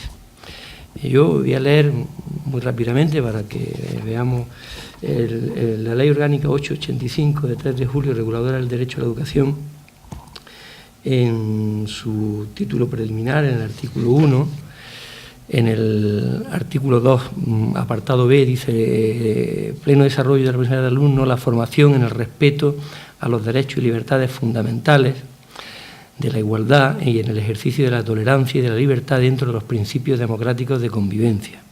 La preparación para participar activamente en la vida social y cultural. La formación para la paz, la cooperación y la solidaridad entre los pueblos y para la prevención de conflictos y para la resolución pacífica de los mismos y la no violencia en todos los ámbitos de la vida personal, familiar y social. 1985, Ley Orgánica de Educación. Si nos vamos a la Ley Orgánica 2/2006, también en el apartado de principios y fines de la educación, artículo 1, artículo 1C, la transición y puesta en práctica de valores que favorezcan la libertad personal, la responsabilidad, la ciudadanía democrática, la solidaridad, la tolerancia, la igualdad y el respeto y la justicia, así como que ayuden a superar cualquier tipo de discriminación. Y podía seguir leyendo fines y principios que hacen referencia a la educación en valores. El artículo 29, no lo tengo aquí, de la Ley 17 de Educación en Andalucía, íntegramente está dedicado y destinado a la importancia de la educación en valores. El decreto 327, que regula la organización y funcionamiento de los institutos en esta comunidad autónoma, dice en su artículo 29 también que todas las programaciones didácticas incorporarán obligatoriamente la educación en valores y los temas transversales en el currículum. Quiere decir que hay una responsabilidad por parte de la Administración, una dejación de funciones, puesto que el artículo 27 se reserva, como decía Juan anteriormente, el control de la aplicación del artículo 27 y de todo el desarrollo del artículo 27, incluido el desarrollo curricular. Esa dejación que corresponde a la alta inspección no se ha hecho, o se ha hecho la dejación y no se ha hecho el control, por razones que ya he explicado, porque los intereses políticos han primado por encima de los intereses sociales, de los intereses de la ciudadanía, de los intereses de este país, entendido como un Estado, y que habría que pedirle cuentas a quien lo ha hecho y lo ha estado haciendo así durante un montón de tiempo, para dar lugar a la situación que se ha producido en Cataluña, porque cuando se aprueban los currículum, esos currículum y están editados en los libros de texto, la alta inspección tiene la obligación de comprobar que efectivamente responde al currículum, que además el único competente para establecerlo en un 65% es el Estado. Se reserva esa competencia en todas las leyes orgánicas que se han promulgado hasta el momento.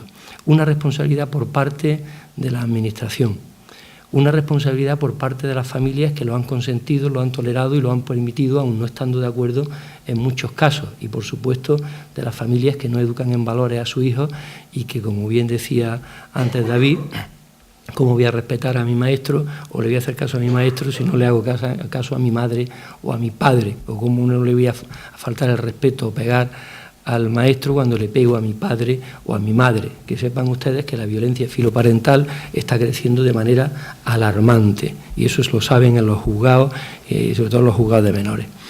Y la tercera responsabilidad, y muy importante, la tenemos los docentes.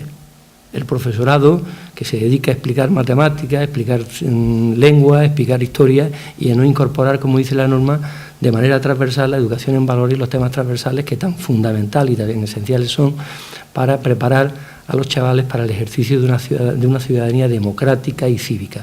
Piensen ustedes que el título en educación secundaria obligatoria es un título de promoción social, es un título que, en el que los chavales lo que tienen que aprender no son muchos contenidos, sino determinadas competencias que los van a conducir a estar capacitados para ejercer esa ciudadanía de manera activa, crítica, pero también responsable. Y desgraciadamente eso hoy no ocurre en nuestras aulas. Había alguien también que decía por ahí que tenemos aulas del siglo XIX con profesorado del siglo XX y alumnos del siglo XXI. Aquí hay una responsabilidad compartida. Obviamente la mayor responsabilidad es de las administraciones que han permitido, consentido, tolerado y lo siguen haciendo que eso siga ocurriendo.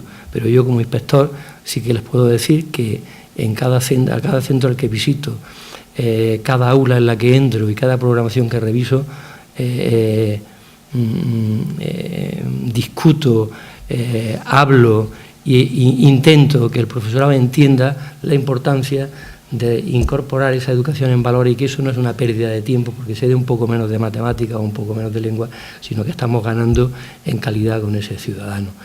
Lo intento convencer porque yo soy de los que entienden que es mejor convencer que vencer, porque o cambiamos las culturas de quien tiene que hacer eso, que son los profesores, o difícilmente, por mucho que se ponga negro sobre blanco en el BOE o en el BOJA, no va a haber una transformación real de la educación. Los que tienen que cambiar fundamentalmente son las comunidades educativas, son los profesores y son los padres que tienen que exigir este tipo de educación para sus hijos.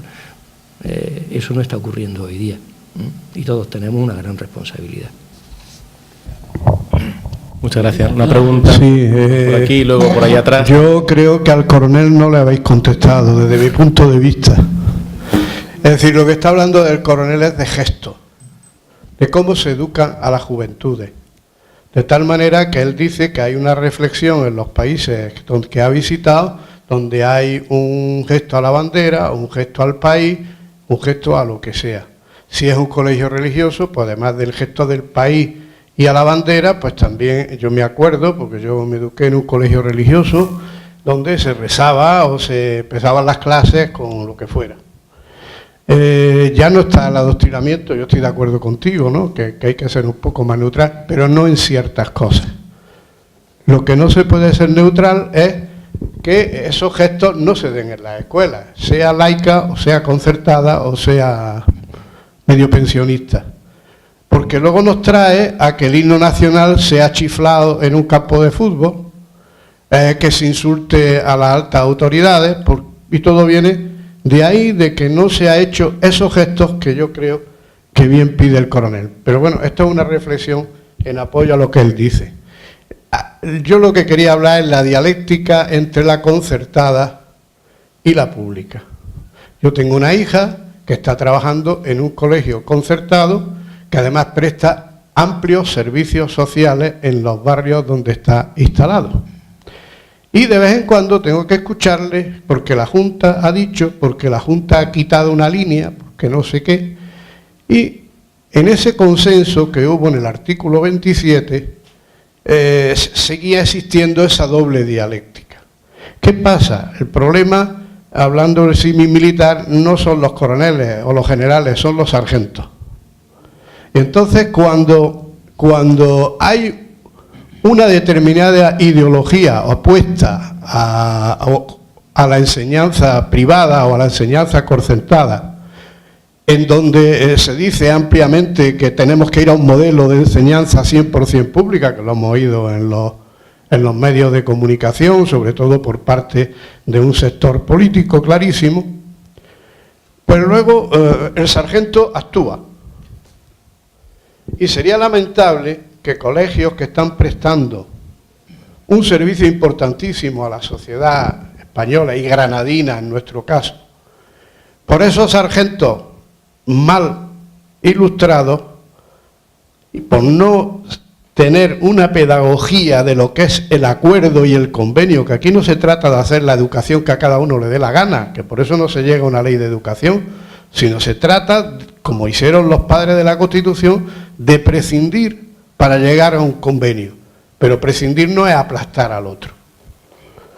Por eso yo entiendo, y no tengo más remedio que trasladaros a vosotros, mi preocupación porque no se respeten las reglas del juego. Van a responder, no, simplemente voy a moderar un pelín porque voy a pedir brevedad en la respuesta porque había 3 o 4 manos levantadas por ahí, ¿vale? ¿Que pregunten todos o qué? Bueno, yo contesto ahora esto y ya la siguiente se hacen todas juntas. Espérate, José Luis, un momento. En principio, bueno, yo creo que, hombre, globalmente le hemos contestado al coronel. Lo que pasa es que él ha hablado de unos temas concretos, pero bueno, al final eso, lógicamente, nos remite a una concepción de lo que es el respeto a la unidad del Estado y lo que es los símbolos de ese Estado, ¿no? Es decir, que al final son unos valores que, lógicamente, hay que fomentar en la familia y en la escuela, pues, y en la propia sociedad. Y, sin duda, pues, lo que es atentar contra esos valores de la unidad, pues lógicamente atentan también contra lo que son valores en los que la propia sociedad se sustenta, ¿no? Y sin duda, pues bueno, yo estoy de acuerdo con él. Que eso se materialice formalmente con un saludo, pues bueno, pues mire usted, pues se puede hacer perfectamente, pero que lo importante es el respeto, creo yo que es lo que aquí hemos dicho. Y respecto a lo que tú planteas, te hablo de tú porque somos amigos, lógicamente quien quiera romper las reglas de juego, pues lógicamente está cometiendo una falta, ¿no? Porque nadie pretende romper las reglas del juego. Bien es cierto que la Administración tiene también que administrar, pues como buen padre de familia, igual que hay centros públicos que le sobran unidades y hay que quitarlas, y eso el inspector lo sabe mejor que yo, pues hay determinadas unidades de centros concertados que pueden sobrar. Pero yo creo que en ningún caso el eliminar determinadas unidades concertadas deben de obedecer al criterio de reducir la cantidad de concertadas en beneficio de la pública. Yo creo que hay una red de centros ahora mismo que está ahí, que hay que respetar. Incluso hay algunos centros concertados, yo lo he dicho antes, que cumplen una labor social superior a los centros públicos. Te metes en Almajaya y allí tienen muchos centros, bueno, allí estáis y vosotros metidos. Cartuja, Almajaya, aquellos centros están cumpliendo un objetivo mucho mayor que los centros públicos que tenemos aquí en el centro de la ciudad, sin duda, ¿no? Entonces, hombre, sería, pues yo qué sé, absurdo el ir contra centros que desempeñan una labor y además que muchos lo hacen excelentemente bien, ¿no? Entonces, yo una cosa le quiero decir al compañero Lorenzo. Efectivamente, las leyes en el tema de educación en valores están muy claritas. La propia denominación de la secundaria obligatoria se llama educación, no se llama enseñanza, educación. Eso está claro. Lo que no está tan claro es que los profesores tengan claro que tienen que hacerlo. Ese es el tema, ¿eh? Pues yo me he peleado en mi centro permanentemente con muchos compañeros míos porque entienden que ellos deben de dar matemáticas, lengua e historia y no tienen claro que tengan que educar a sus niños. Y por eso, a pesar de que lo dice la ley, pero claro, es que muchas veces en educación y en tantos otros aspectos de la vida, en este país pensamos que las leyes se hacen para otros, pero no para mí, claro. Entonces se trata de que tú que eres inspector y los inspectores como tú vigiléis de que los profesores se dediquen a educar, sobre todo en los niveles básicos de la educación, a educar, sobre todo. Y si yo soy profesor, yo creo que no tiene sentido, y además sentía un drama profundo, cuando un tutor de tercero o de cuarto, de quinto, o de tercero o cuarto de eso, no tenía de nada que hablar con sus alumnos en la clase. Eso es deprimente. Y dedicaban la hora a que los niños estudiaran o a explicarles más matemáticas o más lengua. Mire usted, si para mí las clases de tutoría eran interminables, porque claro, a mis alumnos les explicaba yo qué es la vida, qué es lo importante, qué es el dinero, qué es el honor, qué es la honradez, qué es la ética, qué es la decencia. Mire usted, si puede explicar un profesor en una clase de tutoría cómo hay que vivir, qué es lo importante en la vida y qué es lo accesorio en la vida. Mire usted, y hay profesores que no saben qué explicar en una tutoría de la ESO. Es una barbaridad, es una barbaridad. Claro, y los directores también tenéis que hacer hincapié en eso, hacer hincapié. Un profesor en los niveles obligatorios de la enseñanza están para educar.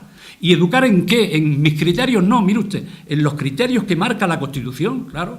Y por eso no tiene sentido el que la educación para la ciudadanía se haya quitado Porque, mire usted, el Tribunal Supremo, el Tribunal Constitucional, la Unión Europea, dicen que es que hace falta una educación para la ciudadanía. Yo no sé por qué este capricho de quitar una disciplina que es absolutamente necesaria y donde deben de entrar todos esos principios que usted decía. ¿Qué es el Estado? ¿Cuáles son los valores fundamentales del Estado? ¿Qué es la unidad del Estado? Todo eso tienen que aparecer ahí. Claro, y, bueno, pues como hay aquí tanto recelo entre las ideologías, pues al final se piensa que es que eso es una disciplina de un partido. Mire usted, yo he visto en mi instituto impartir educación para la ciudadanía a profesores de derecha y a profesores de izquierda. Claro, es que en este país ya lo fundamental hay que tenerlo asimilado y asumido. Hombre, si estamos discutiendo ahora el ABC de la convivencia, pues este país no termina nunca de convivir, porque no sabemos convivir. Muchas gracias. Sí que vamos a hacer ahora, si queréis, la ronda de preguntas y vamos tomando nota, ¿vale? Creo que allá al fondo te estaba el micrófono, ¿sí? Creo que el problema, es decir, aquí estamos haciendo una denuncia de la situación del momento que estamos viviendo en España. Y el problema nace con la Constitución al delegar la función de la educación a 17 gobiernos, 17 autonomías. Al darle esas funciones, como bien ha denunciado el señor Santaella, y quizás también apunta algo el coronel, al dar esas funciones a Cataluña, País Vasco y quizás alguna otra autonomía, han hecho de la educación pues una guía cultural de comportamiento y de superioridad al resto de los españoles. No se debió nunca, esa es mi denuncia, nunca se debió delegar la función de la educación a las autonomías. Y si se hizo, o si se hace con un baremo extraordinario, de tal manera que nadie pueda saltarse a la torera y decir que Federico García Lorca, su abuelo era catalán y su madre era de Hernani o de cualquier otro pueblo. Y se quedan tan panchos y nada pasa. Y aquí nos limitamos a denunciar eso sin ir a la raíz. La raíz es que la educación no se puede delegar por sectores o por temperaturas que se sufran en las distintas partes de España. Y esa sería la denuncia y de dónde empieza el desajuste. A eso le sumamos la discrepancia. Creo que ha quedado muy clarita. Bien, muy lo clarita la último pregunta. eran las discrepancias entre los distintos partidos políticos que han sido capaces de hacer 5 leyes de educación en 5 legislaturas. Gracias. Nada más, muchas gracias. ¿Otra pregunta?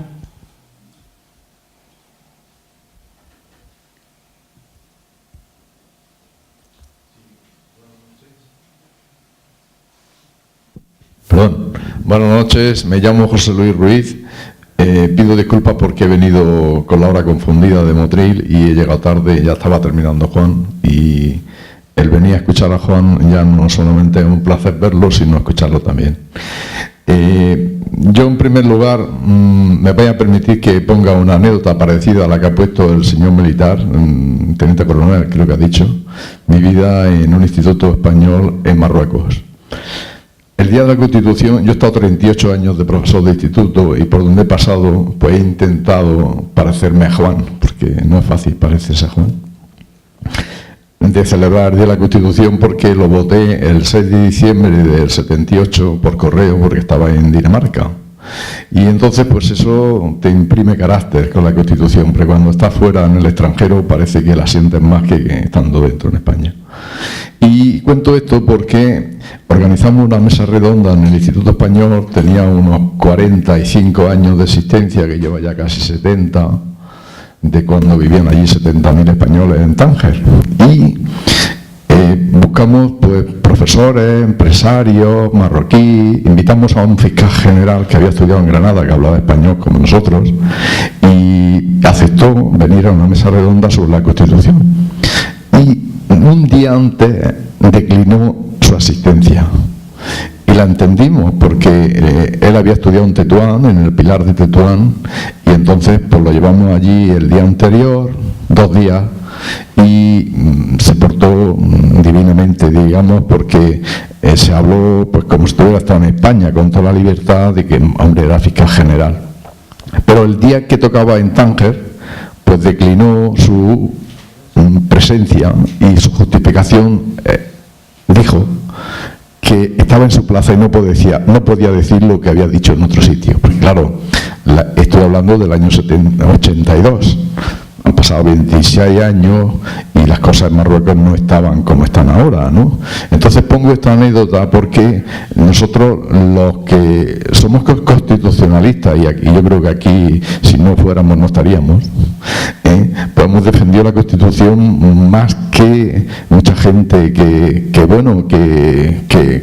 la votó, pero luego se olvidó. Y en ese aspecto comparto con Juan esa pérdida de divulgación de la Constitución. Yo vivía en Barcelona 10 años y vi el proceso de autonomía de Andalucía y Cataluña.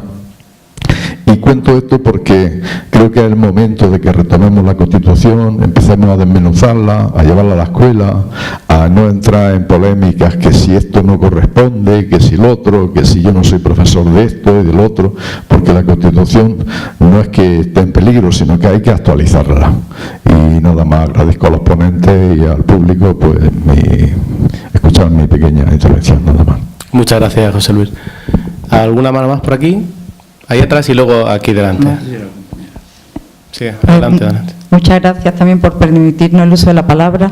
Yo quería hablar de lo de la falta de autoridad del profesorado. Yo soy religiosa del Sagrado Corazón y de la Bruja en Granada. No me dedico a la docencia, soy médico, pero soy educadora. Pero sobre todo soy educadora porque soy hija de un gran educador, a quien Juan quiere mucho, y a Gaspar la chica. No sé si habrán sido compañeros o lo habrán conocido. Yo no creo que mi padre ni Juan hayan tenido en la vida problemas de autoridad. Porque la autoridad, como Jesús, es que Jesús hablaba con autoridad y Juan habla con autoridad. Y hay gente entre ustedes que hablan con autoridad y otros no. Y la segunda cosa es lo del cariño a los niños. Es que los niños lo sienten. Es que si a ti te quieren, si un profesor quiere a los niños no son muebles, los niños se dan cuenta si los quieren o no los quieren. Entonces, es que me parece fundamental que el profesor sea, o la profesora, una persona íntegra, coherente, que hace lo que dice y dice lo que hace. Tú no le puedes pedir puntualidad si llegas tarde.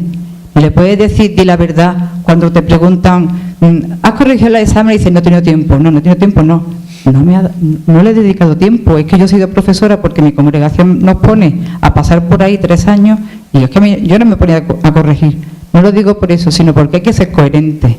Y eso se percibe. Y hay que querer a los niños.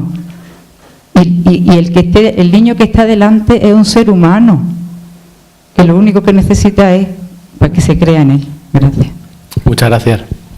Esteban, creo, y Eduardo.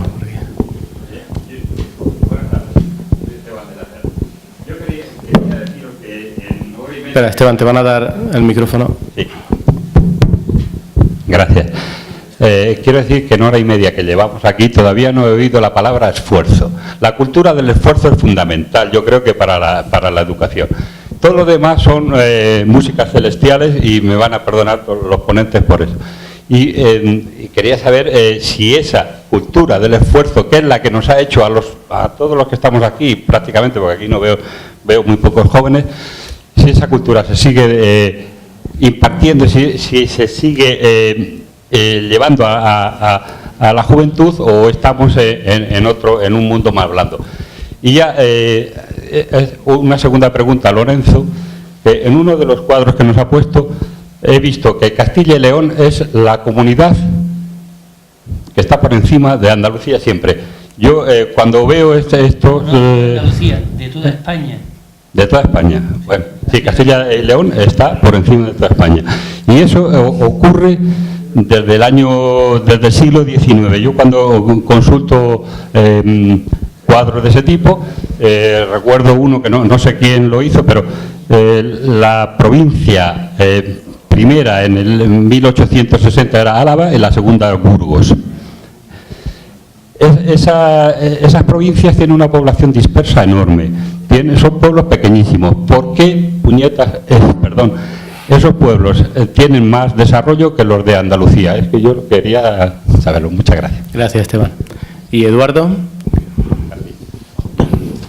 Hola, buenas tardes. Soy Eduardo Ortega y mi pregunta va relacionada con una cosa que hemos comentado aquí, se ha comentado en cuanto a que en los niños lo importante ahora en la edad escolar obligatoria es enseñarles conceptos, valores, etcétera, etcétera.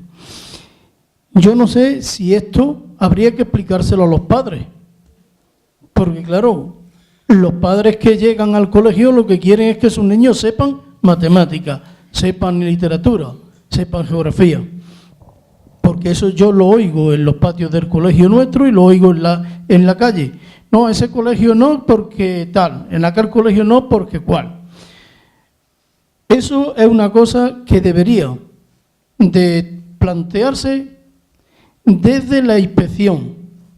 La inspección es la que tiene que explicarle a los padres cuáles son esos conceptos y lo que tienen que enseñarse a los niños. Porque luego viene la competitividad de los colegios, de los centros. Aquel colegio que sacan los niños mejores notas, ese es el que tiene demanda escolar. Los demás le mandan lo que rechazan en otros colegios. Y eso es fundamental.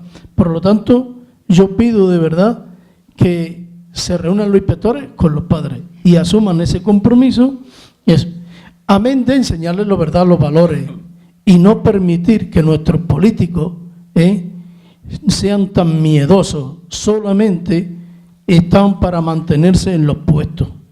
Porque claro, una ley puede montar un revuelo y entonces a los 4 años pues, o antes se van, los echan. Pero bueno, hay que ser consecuentes, como ahí ha dicho la religiosa, hay que ser consecuentes. Si es verdad que hace falta ya una ley para todos, una ley donde sea una y única, lo que no podemos es permitir que no se salga adelante porque el uno dice B y el otro C. No. Gracias, Eduardo. Está hablando de ese pacto. Bien, como tenemos, yo creo que 5 minutos para responder, si queréis empezamos con Lorenzo. Bueno, es que son muchas cuestiones. Yo creo que es un error plantear educación pública versus educación privada concertada. Es una realidad, es absolutamente precisa y necesaria. Yo he sido 8 años inspector en la zona más complicada de Granada y provincia, que es en el polígono de Cartuja, Almanjayar y La Paz, que son los 3 barrios que conforman esa zona de Granada. Y os puedo decir que probablemente lo que están haciendo allí los centros privados concertados no lo podrían hacer los centros públicos. Hay una vocación de servicio, una dedicación y una capacidad de entrega que probablemente un funcionario no la va a hacer, con toda seguridad. Y yo llevo a gala el haber hecho muchísimos informes favorables para mantener unidades concertadas en esos centros privados concertados, porque la norma lo que dice es que cuando no tienes la ratio necesaria para concertar una unidad, sencillamente se cae la unidad.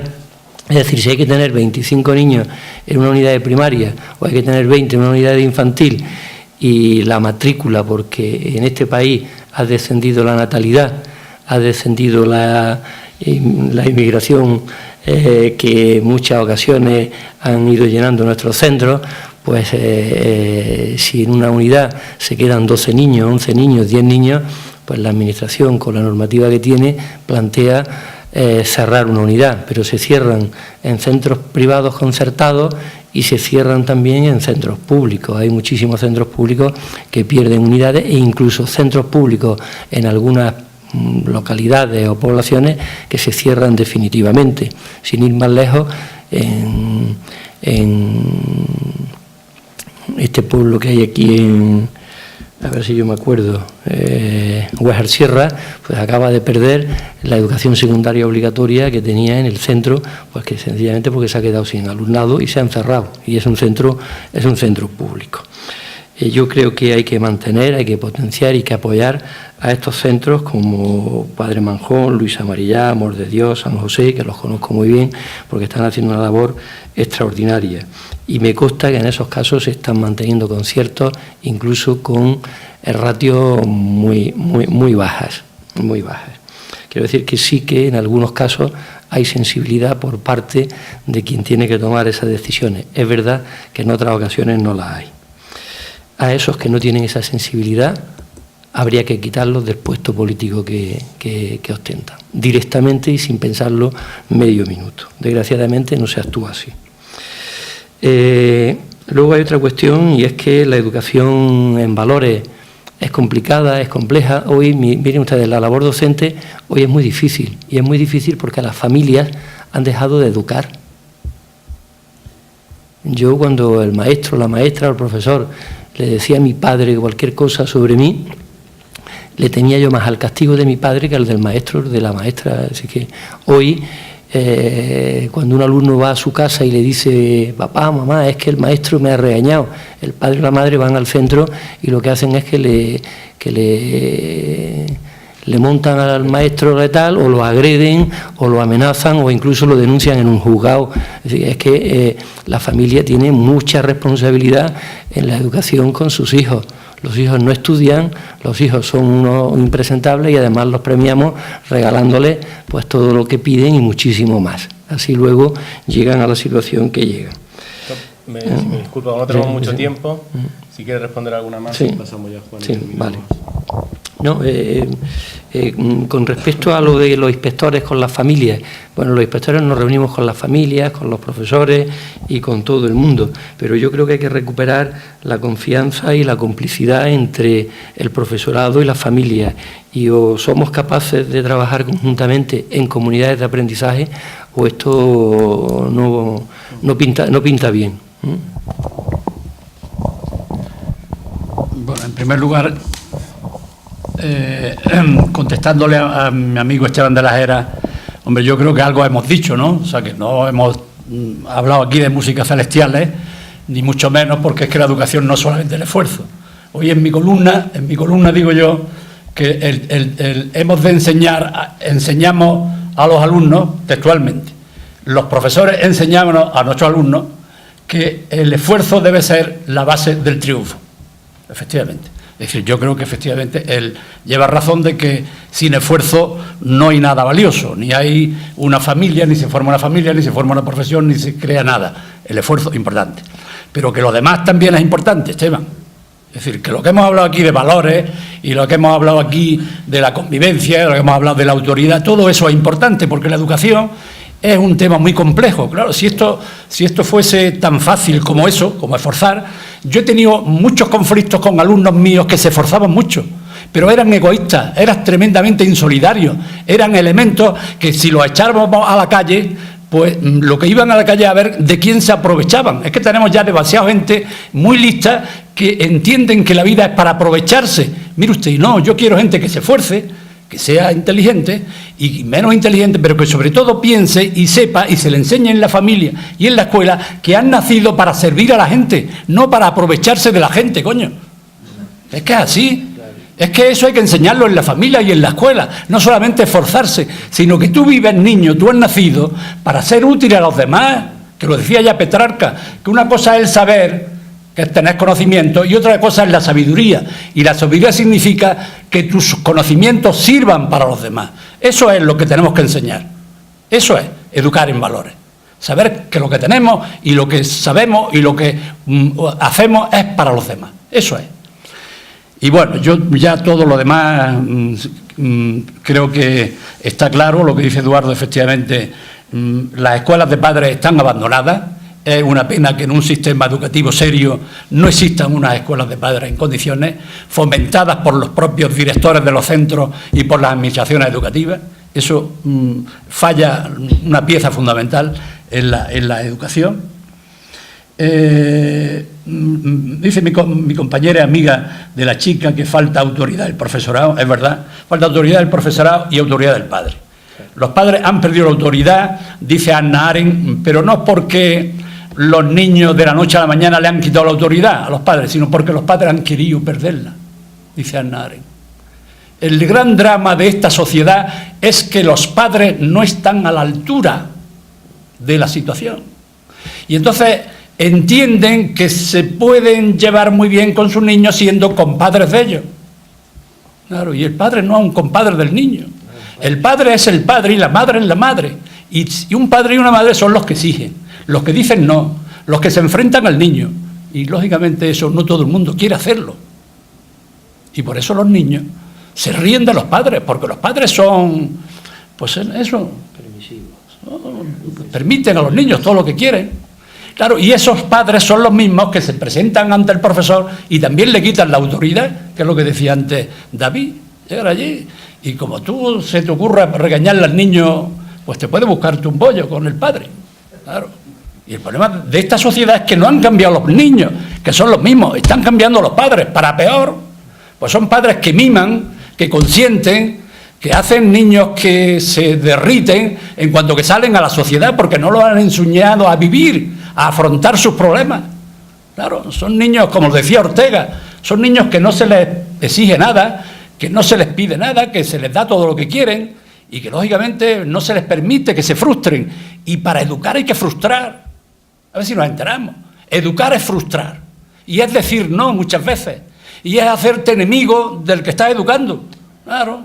Mire usted, es que mi niño de vez en cuando no me tiene manía. Pues claro, me tiene que tener. Porque yo soy el que estoy ahí, orientándolo, guiándolo en la vida. Yo no soy el que me río de sus tonterías y de sus vanidades y de sus soberbias. No, no, mire usted, te machaco porque quiero que sea un hombre y una mujer decente. Claro que sí, eso es. Y para tener autoridad, tú y yo lo sabemos, hace falta eso. Yo, la última clase que di en el instituto antes de jubilarme, me machaqué a los niños durante 1 hora y me querían hacer una fiesta. Digo, no, la fiesta la vamos a hacer mañana. Y les dije todas las barbaridades. Un grupo maravilloso de los que se esforzaban, Esteban, un grupo que era bilingüe y eran selectivos, vamos, todos eran de 10, matriculados todos. Pero eran seres abominables, no podían convivir entre ellos, no sabían comprenderse, perdonarse. Tenían, mira, esos seres los manda a la sociedad y eso es un peligro público. Claro, y les dije barbaridades, les dije que no eran personas, que no eran decentes, que no eran... Claro, eso es. Y así terminé yo mi vida docente, machacando a un grupo de 40 alumnos, claro. Y ellos ya no querían chistes, porque querían que aquel día lo dedicáramos a chistes. ¿Qué coño de chistes? Chistes, hombre, ¿qué es chiste? Y ya está, bueno, yo creo que ya está todo. Bueno, pues muchísimas gracias a los dos. Yo creo que se merecen un fuerte aplauso para concluir esto.